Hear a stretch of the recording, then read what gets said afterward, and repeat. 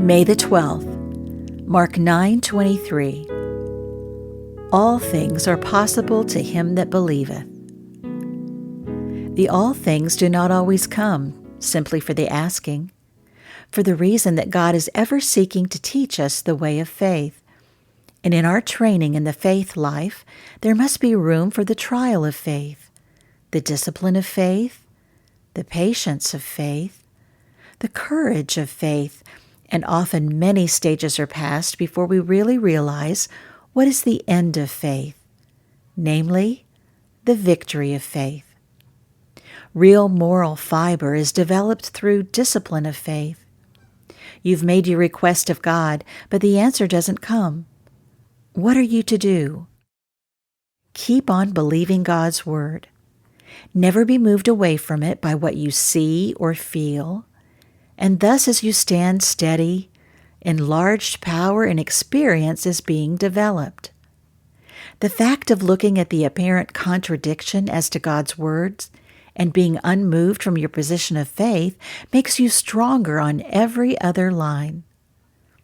Often God delays purposely, and the delay is just as much an answer to your prayer as is the fulfillment when it comes. In the lives of all the great Bible characters, God worked thus.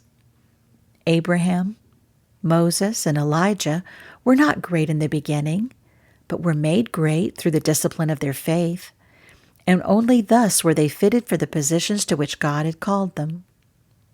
For example, in the case of Joseph, whom the Lord was training for the throne of Egypt, we read in the Psalms, "The word of the Lord tried him." It was not the prison life with its hard beds or poor food that tried him, but it was the word God had spoken into his heart in the early years concerning elevation and honor, which was greater than his brethren were to receive.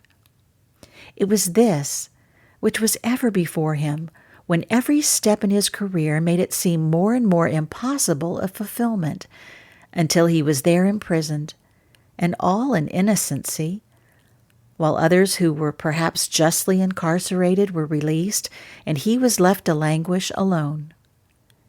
These were hours that tried his soul, but hours of spiritual growth and development, that when his word came, the word of release, found him fitted for the delicate task of dealing with his wayward brethren, with a love and patience only surpassed by God himself.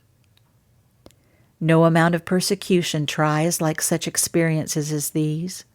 When God has spoken of his purpose to do, and yet the days go on and he doesn't do it, that's truly hard.